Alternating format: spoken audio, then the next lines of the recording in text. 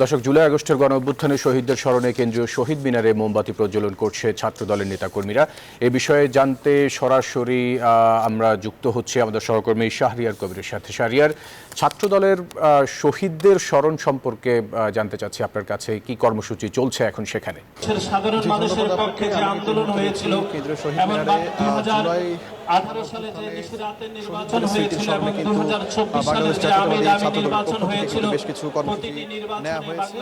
মানুষকে ছাত্রদলই নয় এবং বিভিন্ন রাজনৈতিক করা হয়েছিল বিভিন্ন রাজনৈতিক দলের পক্ষ থেকে কিন্তু আসলে বিভিন্ন কর্মসূচি নেওয়া হয়েছে। তারই অংশ হিসেবে কিন্তু আপনারা দেখতে পাচ্ছেন যে এই মুহূর্তে শহীদ মিনারে কিন্তু একটু আগেই মোমবাতি প্রজ্বলন কর্মসূচি পালন করলো বাংলাদেশ জাতীয়তাবাদী ছাত্রদল এবং প্রথম এরপরে কিন্তু জাতীয় সঙ্গীত গাওয়ার মধ্য দিয়ে কিন্তু শহীদদের প্রতি তারা শ্রদ্ধাস্মৃতিতে সেই জুলাই গণ অভ্যুত্থানে যে সকল শহীদ যারা শহীদ হয়েছেন তাদেরকে কিন্তু স্মরণ করেছেন বাংলাদেশ জাতীয়তাবাদী ছাত্রদলের নেতাকর্মীরা। এবং এখানে কিন্তু বর্তমানে উপস্থিত আছেন বাংলাদেশ জাতীয়তাবাদী ছাত্রদলের সভাপতি এবং সাধারণ সম্পাদক সহ বিভিন্ন আশেপাশের বিভিন্ন কলেজের নেতাকর্মীরা। পাশাপাশি তারা বলছেন যেটি যে এই যে জুলাই গণ অভ্যুত্থানে যেসব ছাত্র শহীদ হয়েছে তাদের সেই সব শহীদদের স্মরণে কিন্তু তাদের আজকে এই মোমবাতি প্রজ্বলন কর্মসূচি।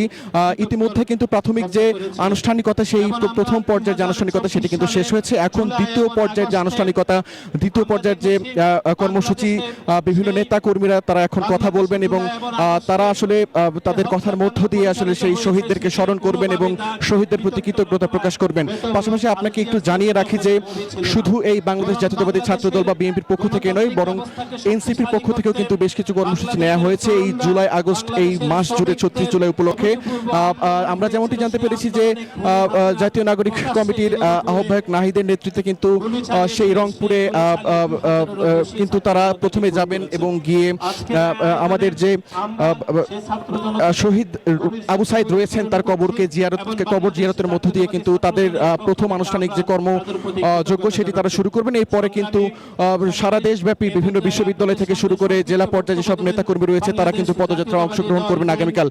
তো সব মিলিয়ে এখন বর্তমানে যে শহীদ মিনার যে পরিস্থিতি, একটু আগে কিন্তু আমরা দেখেছি যে মোমবাতি প্রজ্বলন কর্মসূচির মধ্য দিয়ে নেতা কর্মীরা কিন্তু সেই শহীদদেরকে স্মরণ করছিলেন এবং তারা বলছিলেন যে এ ধরনের গণ অভ্যুত্থান বাংলাদেশে যেটি ঘটেছে এবং ফ্যাসিস্ট যে শাসনের অবসান ঘটেছে, সেই ফ্যাসিস্ট শাসন যেন পুনরাবৃত্তি না ঘটে এবং বাংলাদেশে যেন ফিরে না আসে, সেজন্য কিন্তু তারা আসলে একসাথে কাজ করে যেমন তেমনটি জানিয়েছেন।